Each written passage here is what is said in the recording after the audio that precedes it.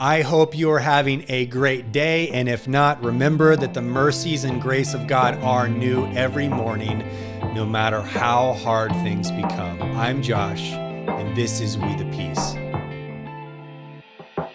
We the Peace is a podcast sponsored by PAX, dedicated to mobilizing Christian leaders to bring Jesus-centered peacemaking and justice into our organizations.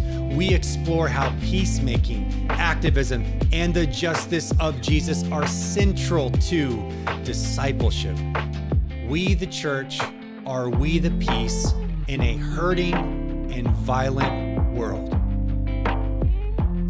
In season 2, we explore how Christian leaders can develop a Jesus-centered outlook on politics. What does Jesus have to do with politics? How does the kingship of Jesus impact our understanding of modern politics? In what way is the church a political institution? We will define politics, walk through the 4 Christian views on politics, and then look to the ministry of Jesus for how Christians are to relate to and mobilize politically. Let's jump into this week's episode. My name is Josh, and you are listening to We the Peace. Our second season is called Jesus-Centered Politics. This episode is titled Church as the Political Alternative, Local Engagement. I have 2 amazing leaders, Michelle Reyes and Jose Humphreys, both authors, speakers, church planners, and national leaders in their own right. Michelle's forthcoming book with Zondervan is called Becoming All Things: How Small Changes Lead to Lasting Connections Across Culture. Be looking out for that. And Jose's book with IVP is called Seeing Jesus in East Harlem: What Happens When Churches Show Up and Stay Put. It's exciting having you 2 on. Well, thanks for having us, Josh. I'm excited to be talking with you and Jose. Great to be here with you both. All right. So let's jump in. First, I want to hear a little bit about your ministries and your church setting. So Michelle, start us off. Yeah, definitely. So my husband and I were church planters here in Austin, Texas. And my husband and I, we met in Chicago. We did grad school in Chicago, but it was always the plan after grad school to come back to Austin, which is where he's from. He grew up in East Austin, single mom, government housing, and it was always his heart to plant a church in his own community. And so the name of our church is Hope Community Church. We are, and I say this intentionally, a minority-led multicultural church. My husband is second-gen Mexican-American. I'm second-gen Indian-American, and over 50% of our congregants are Latino, many of whom are immigrants, including undocumented. We are bilingual English-Spanish, and the next largest demographic is Asian, African-American, and then there's a small percentage of Anglo-Americans that we lovingly call our token white congregants. But in many ways, that breakdown of our church is a direct representation of the population of East Austin. And I'm excited to talk about what political engagement on the ground looks like, particularly as a church, because that's something that our church is very much involved in the day-to-day. East Austin is historically where Black and Brown communities were forcibly located in the 1920s, and segregation has exacted its toll, and we continue to see its toll in East Austin today. Yeah. West Austin is wealthy, white. East Austin is Black, brown, and poor. And so, there's a lot that could be said there, but that gives a little bit of the context of where we're at and what we do. Yeah, Jose, how about yourself? A little bit about the context and the church. Sure. I'm a native New Yorker and from the Lower East Side of Manhattan. So that's actually south of where we are right now in East Harlem. My wife and I, we met a long time ago. We just celebrated 25 years of marriage. People were like, "What? How young did y'all get married?" I was like, "Yeah, I was a child groom, I guess." But we planted this church together back in 2007 with a group of others. with just questions and conversations more than anything else, rather than just like a set strategy. What could a missional, that was like, I guess the language of the time, multi-ethnic, multiracial church look like when it adopts the priorities of those who are disinherited, specifically in East Harlem. And when we responded to that call, we did it with a lot of naivete, as many of us do as church planners. But if you were to ask me, I guess this is the quick and dirty, almost 14 years later, how we describe ourselves, we would say that we're, a Black and brown multiracial space that is justice oriented. And, maybe I can talk about what that really means later on.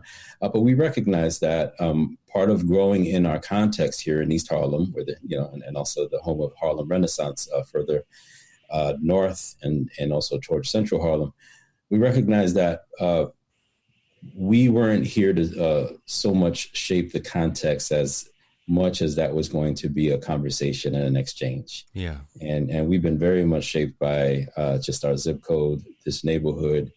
And we're a small ragtag group of people who really love Jesus and continue to take on the posture of learner in our community.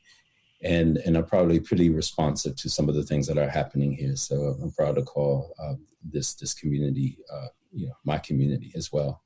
That's a lot, right? Because a lot of times, we fall out of love with our churches. So yeah, absolutely.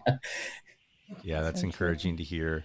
So I want to start off with a very broad question I'm asking everyone. What is key to peace in the 21st century? And Michelle, I'll start with you.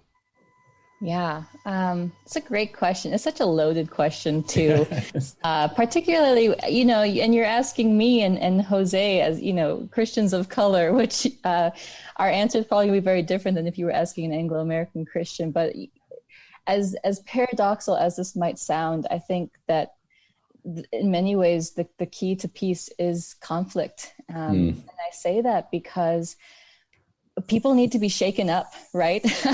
We live so much according to the status quo, and Black and brown bodies in this country, as well as subdominant cultures around the world, are continue to be marginalized, oppressed, and yet our experiences go unnoticed and dismissed or erased, and it's in many ways that, like that verse says in the Bible, where people say peace, peace, when there is no peace, and our eyes are blinded by myths that taint our understanding of reality. And so, how do we shake things up? How do we really expose the cycles of violence and injustice that plague? And I'll speak just to the U.S. North American context. How do we get everybody on the same page to see things are not okay the way they are? Only then can we move forward together to pursue true shalom for all. It's good. Well, I love that my sister just ended with that word, shalom, because that in and of itself is much that loaded word. People often relegate it to being a greeting, just a passing salute. But as we know, in the Hebrew, it speaks to harmony and what things look like when they're in right relationship. Yeah. And as we know, right relationship, intimate relationship, trusting relationship can be messy. So similar, I think, to what Michelle was saying, that we need to engage one another, I guess, beginning with the church, right? Having these conversations in the church with a transformative approach to dialogue. We need conversational practices and competencies that would allow us to enter into spaces where we're saying, we can't settle for faux peace, fake peace. I think Dr. King was the one that said that, peace is not the absence of conflict. And I, just on a real personal level, I'm probably more pastoral than prophetic, though. I guess I'm just the type of dude that's just like, you may pick on me, that's one thing. But then when I see you picking on, I see the bullies working over someone else, that's when it just kind of comes out in me. Yeah. And I really do think that, I forgot who it was that said it, but someone was talking about apocalyptic literature. Oh, yeah, Brian Blount. And he says that, the apocalyptic church, the church of the end days, right, is called to pick a fight, to pick a good fight. And I think it was also, the late John Lewis, who also says, make good trouble. Yeah. So as we think about this idea of peace, it's funny that they were both using metaphors of conflict. So while this, I think, goes against the grain of church and how churches often think about engagement, there's a certain discipleship trajectory that's going to have us come to terms with how we can become confrontational in all of the loving ways that we can, which just sounds like a paradox to her point. It's good. It's powerful. Well, listen, we're recording this December 10th, 2020. It's been quite the year, to say it mildly. Dumpster fires everywhere in our hearts and minds. I'm not even talking literally, just how troubling it's been. You guys have both been leading people in your local setting through this election cycle, which has been horrifying and terrible and just challenging. Oh my goodness. Michelle, how has it been leading your people through this cycle? And how have you and your husband been, and your leadership, been pastoring people? It's been a tumultuous past 4 years, right? I mean, if we had more time, we could even paint a picture of our responses as a church after the 2016 election up through the 2020 election. But, to put it briefly, there will always be people put at risk because of new leadership. And in fact, if we're being honest, most of the time, the poor, the vulnerable, and the marginalized get caught in the crosshairs of politicking. And we as a church felt that way even in this past election. And in terms of some of the practical things on the grounds that we were doing in the months leading up to the 2020 election, Aaron and another pastor in a local church here in Austin co-led a book club for our churches together to read and discuss the AND campaign's latest book, Conviction and Compassion. And in many ways, our main efforts was to cast a theological framework for the importance of political engagement and to get people to vote.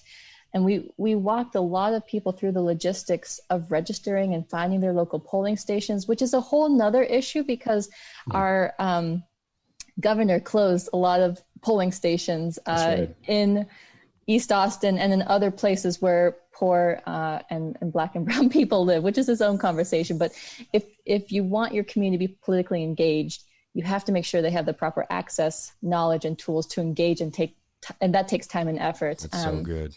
And then, lastly, I'll say this in terms of like that theological framework. We spent a lot of time in Isaiah 61 about Jesus proclaiming proclaiming the good news to the poor, and we should always seek to vote for leaders and officials whose policies will bring good news to the poor, the brokenhearted, and those who feel captive, as well as hold current leaders accountable to that. And so I want to share something that may or may not be a popular opinion, but just because Biden Harris will be stepping into office doesn't automatically equate to them bringing good news to the poor. And I say this as someone who identifies as politically homeless. I'm just as skeptical and critical of the Democratic Party as I am of the Republican Party.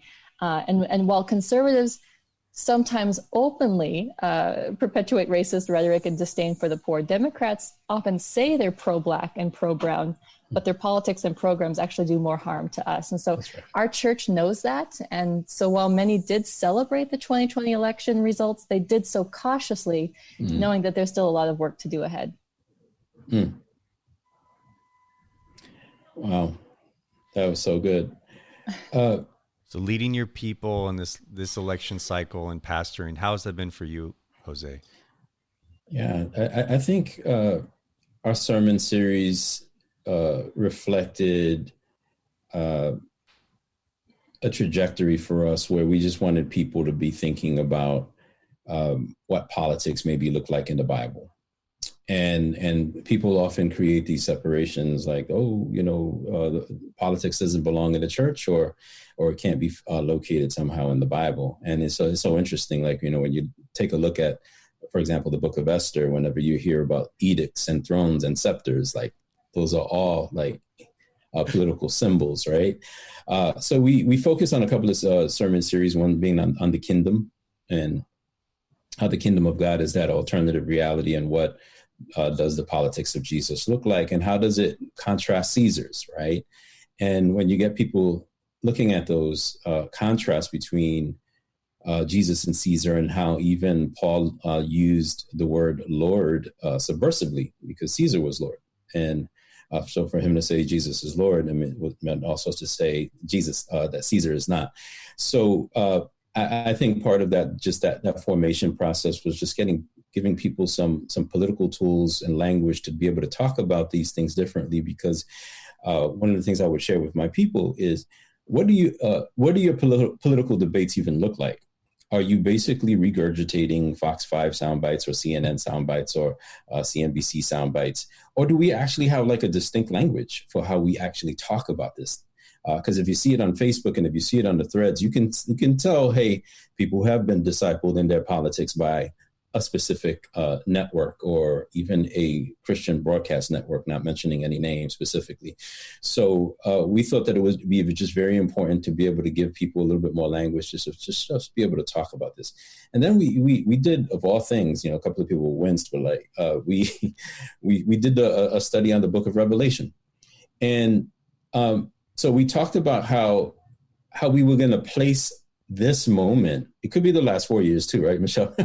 But these last like intense 6 moments as an apocalyptic moment, right? It's a revelation, right? What was revealed to us? Damn, racism is just as intense as the pandemic, and you know what? It's actually been around a lot longer. What else do we see? Wow, this is a public health issue.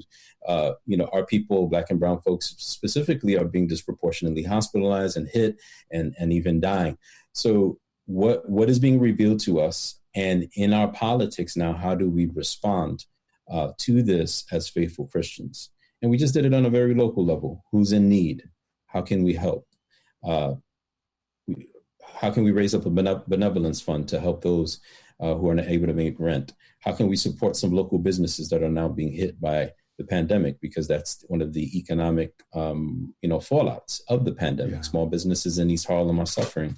And we have a bunch of relationships with a lot of the business owners. So we have to get creative around how we could target people's purchasing dollars, which, guess what, it is part of the local politic as well, and how resources circulate in neighborhoods. So I think for us, it was a framing, and also unapologetically, the framing was that, we weren't really dealing with a Republican or a Democratic element here. We were actually, I think, another 4 years, we would have been bordering on neo-fascism. I think if another 4 years of what would have continued. So for us, it was just like Trump is and was a very distinctive element that I even think the Bible talks about, when, the people who are being persecuted are talking about in code. So, I think, we went in a few different directions that allowed people to be grounded, and whatever way they voted, at least they recognized, similar to what Michelle was saying, that it was important for people to be politically engaged and not disconnected. Yeah, that's really powerful. So in what ways have you seen either your local church or local churches struggling to deal with and address politics in a healthy way? I'll say 2 things, and I'll speak to my context and talk about urban churches. And many urban churches are actually not local churches to begin with. They're commuter churches. And this is true even among Black and brown congregations or multicultural churches.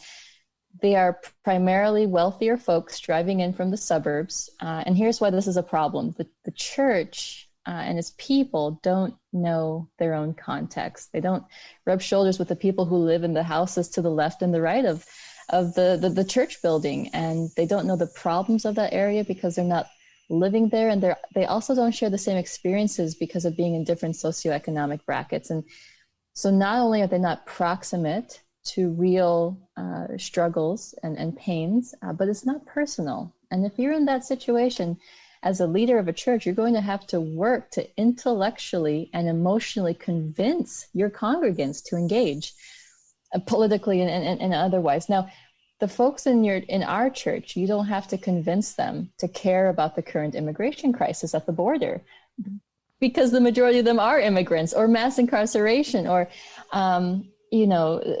similar sorts of issues because they're living it. Their family and friends are impacted by it. It's real. It's personal. Of course, they want us as a church to be involved in these issues. And more than that, the second thing I'll say is that a true local church will have their vocational ministry and any sort of civic engagement led by actual leaders from within that community.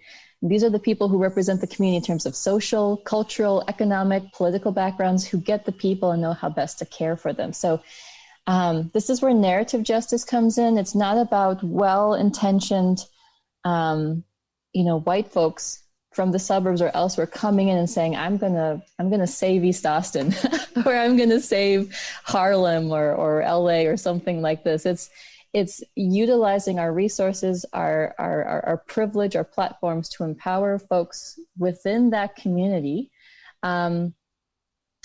If we want to make real lasting change for the kingdom in poor and disadvantaged communities and actually be politically engaged as a church in ways that are whole and authentic and just, we need to make sure that leaders from those communities direct our church as head pastor, as directors of our ministries, relief efforts.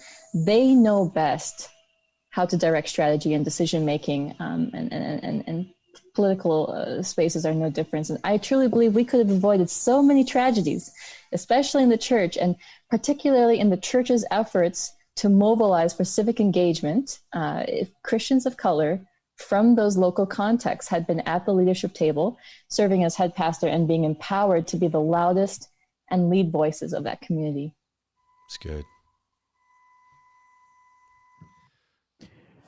Wow. Yeah, I had a bishop, an elder bishop, recently make this distinction, and I thought it was obvious, and then it wasn't, and it was with regard to politics. He says that one of the mistakes that the church makes is that it mistakes itself for the kingdom of God. So the church thinks it's the kingdom, and if you think about that distinction and then our approach to neighborhoods and politics, it makes a difference, because when the church thinks it's the kingdom, it needs to be the flagship of a community.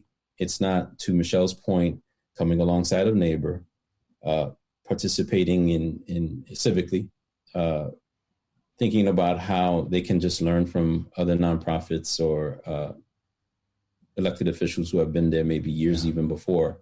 So so when we realize who we are as a church, that we're not the kingdom, we decenter ourselves. And then the politics of the kingdom can serve to not usurp or to coerce an agenda, but to really come alongside, right? The work of the Holy Spirit, right?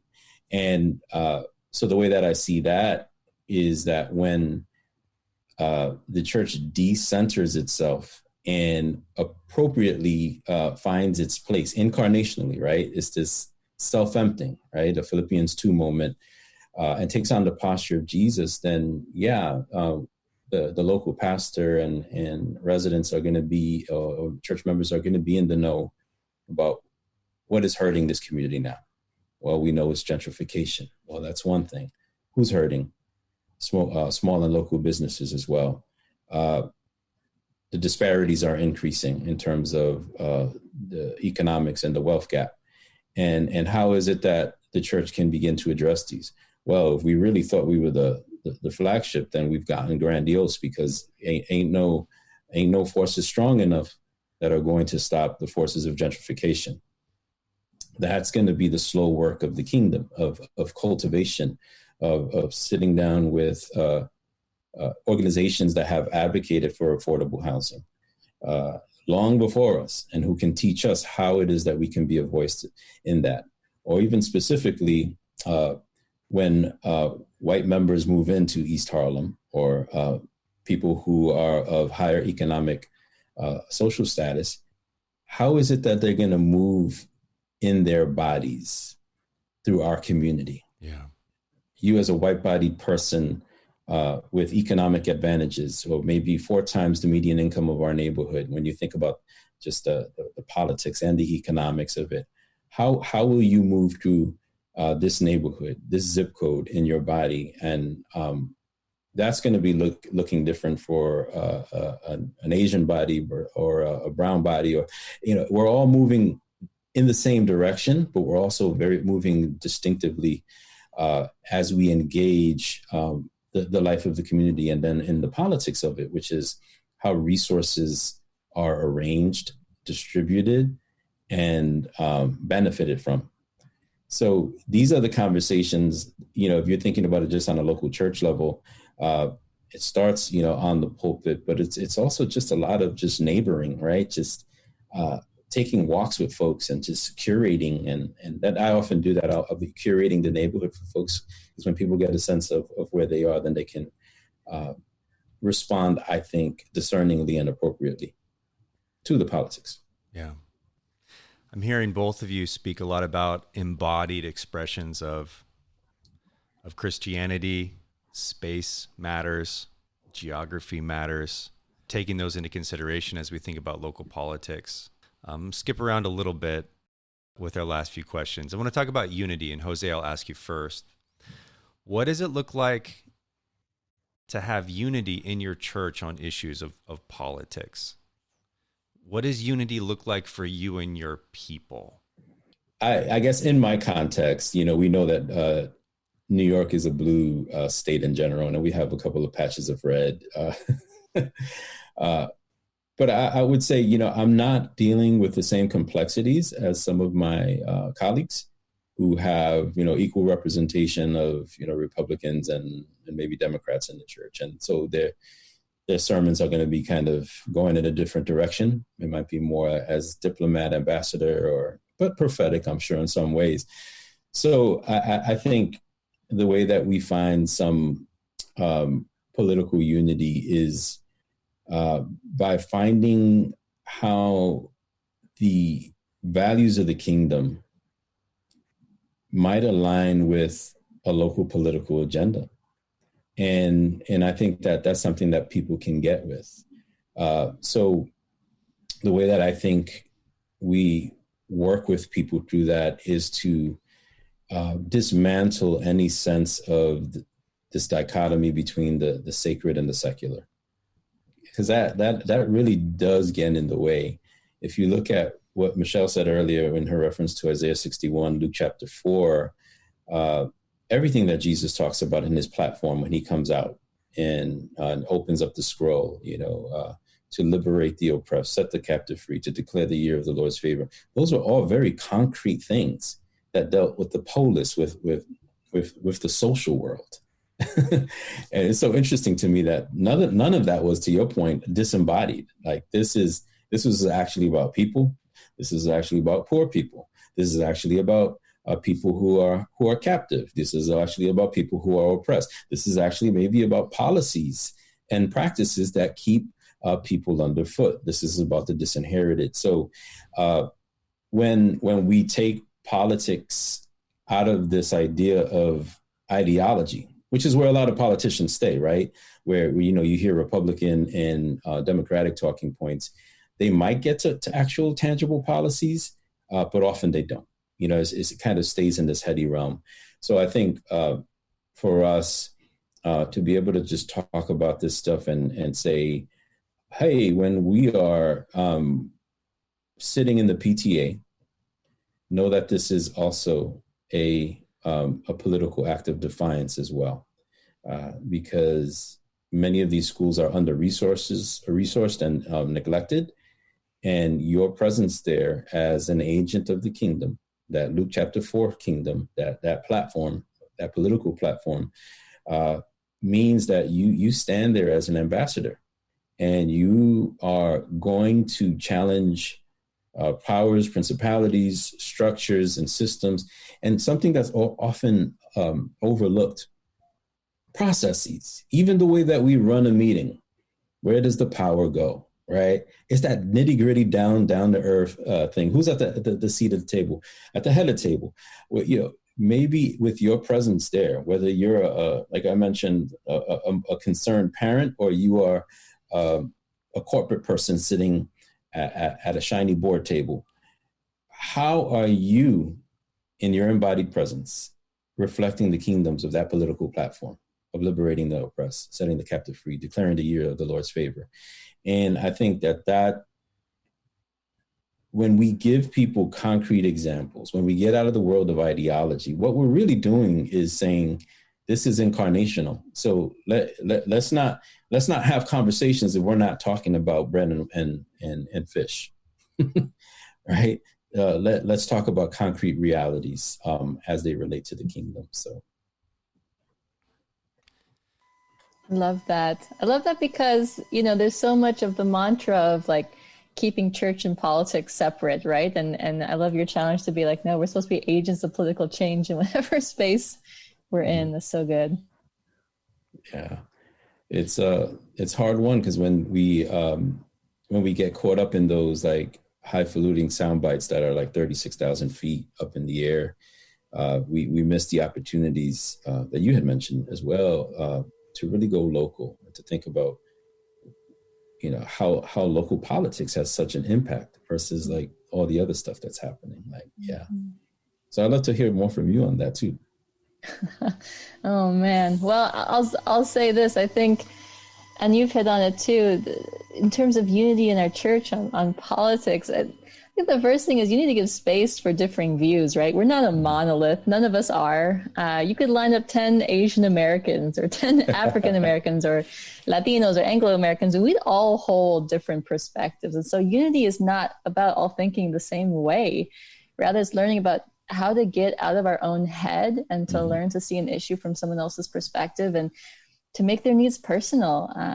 As I mentioned before, it's basically unity means not making politics all about us. Political engagement for followers of Jesus must be an extension of our call to love our neighbors always. And it can never be rooted in self-interest or what benefits me personally the most. And if we're going to pave better, more just paths moving forward, then each of us needs to be willing to change, adapt, and transform how we think, politically included, in how we live our lives. And so if you're a white Anglo-American, your understanding of justice probably looks different than a person of color, right?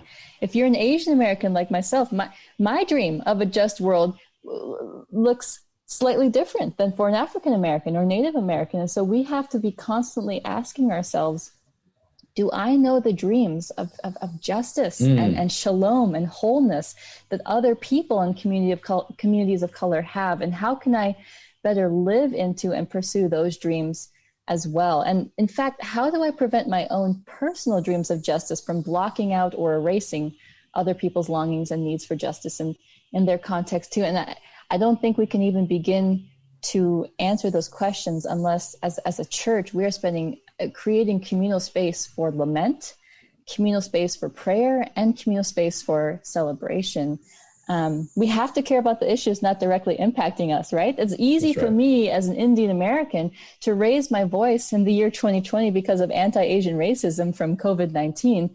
But we have to be humble enough to believe someone's story, even when it doesn't reflect our own reality. And we should never say, it's not happening to me, therefore it's not important, or worse, therefore it must not be true.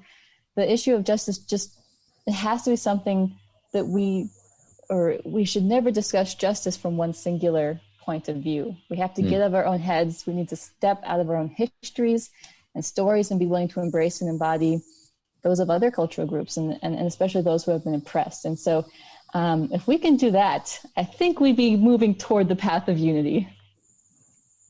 Just a small suggestion. That's good. That's good. As we move to wrap things up, I want to get to our Lord and Savior, Jesus. When we think about Jesus-centered politics, when you think of the ministry of Jesus, as Michelle and Jose, you reflect on that right now and the politics that Jesus, our King, is promoting through this grassroots, beautiful, these quiet moments in ancient Palestine that end up being very disruptive to Michelle's opening answer. How are you teaching your people as you're reading the Gospels and as you're walking through these stories and as that expands into the epistles and all these beautiful moments in the New Testament? What does a Jesus-centered posture look like? What do the politics of Jesus look like as you are teaching your people? when I hear that question, I think about Jesus with James and John, the sons of Zebedee. And Mama comes along and she's like, yo, Jesus, I want these guys, James and John, to sit at your left and your right hand when the kingdom comes. And of course, the other disciples, I guess, catch earshot of this, and they're incensed about it. And then Jesus responds to a concerned mom. This is actually the question of every parent, right? Hey, I want my kid to get into the best school. I want them to be well positioned. I want them to be politically proximate to power so that they can get through in life. And, he's speaking to, ragtag minority under the foot of Rome at that point. And what Jesus said, what they were looking for was that political proximity to power. And Jesus turns it over on his head, and Jesus says, well, Gentiles, they want to lord it over you. This is kind of their approach to politics. It's very top down. It's about Pax Romana, which isn't we began with Pax, right? It isn't an authentic kind of peace, but it's a peace that comes through intimidation. You see all those crosses riddling the side roads and all those people hanging from those trees. This is what Rome thinks about peace. So Jesus is creating these images about, what peace is. And he says, while they'll try to lord it over you, actually, whoever wants to be the greatest among you must become a servant of them all. And he was flipping that the politics of Caesar to show them what they should aspire to. And what I'm talking here is more of an aspiration and a process as opposed to just a result. Don't aspire to those things, those images of the photo shot, with you and Biden or whoever, Trump, but aspire not to the best seat at the table, but also aspire to make sure that people are represented at the table, and that at this table there is enough for everyone. And to Michelle's point earlier, that means that it's also a conversational table. This table of the kingdom. It's asking questions like who's missing. It's developing a sacred curiosity to know what other people's dreams are as well. That I love what Octavia Butler once wrote. She's a science fiction writer, African-American, when she says, I have to be careful with this utopian talk because my utopia can be somebody else's hell, right? And so in our desire for justice, we need a more complete picture of what Christ himself was bringing forth when he was talking about what leadership in the kingdom looks like, and how resources are distributed and how people are included, and what it actually means to be a person of status. That's so good. I think I'm just going to reiterate what Jose said. Speaking of the sons of Zebedee, I was thinking about Mark 1, and in the sense that our church knows that Jesus' proclamation of the gospel is synonymous with justice. Both seek the restoration of all things. And when Jesus enters into human history, we read that in Mark 1, we see that he comes to give people what they're due. And giving people their due is exactly what restorative, not retributive justice is all about. Jesus sees the hurting, the sick, and the marginalized and declares they have the right to be restored back into society. They have the right to good health, and declares that they have the right to be equal treatment and same resources as everybody else. And in the same way that Jesus, in his inbreaking kingdom, went about preaching salvation while also healing the sick, we too must live a life that seeks to restore the relationship between God and humanity holistically. And this means seeking to maintain the dignity of Black and Brown lives, honoring the voices and bodies of women, caring for those experiencing homelessness, and it means practicing the cross-shaped art of forgiveness in our relationships, Amen. As well as using our money and influence to change unjust policies, as well as voting for leaders who will run our cities and states and country with justice and equity. And I think, if we're saying anything, we're saying that we need to reconsider what it means to be Christian. The way of the gospel is not about being part of the political right or the political left. Our way as followers of Jesus is the middle way, a path in which people of faith play a unique role in protecting the weak, safeguarding the sacred and promoting a just peace. So we are active within social and civic matters because we're focusing on the gospel. You know, you hear so many Christians say, let's just focus on the gospel. And we're over here saying this is the gospel and seeking to advance God's kingdom on earth. And it's time to bring the good news of the gospel to every aspect of our life and society. The same way that the pastor spoke these words after Ferguson, it's time to bring the church to the streets. Amen. Listen, that's a good start. As you're referencing stories from the life of Jesus and giving practical examples of how we get to work, it's a beautiful world that you two are painting, and it's exciting the work that you're doing in East Austin and East Harlem. So I wanted to thank you both for your time. Thanks for having us. Yeah, this is great. So grateful to be able to build with Michelle and meet you, Josh.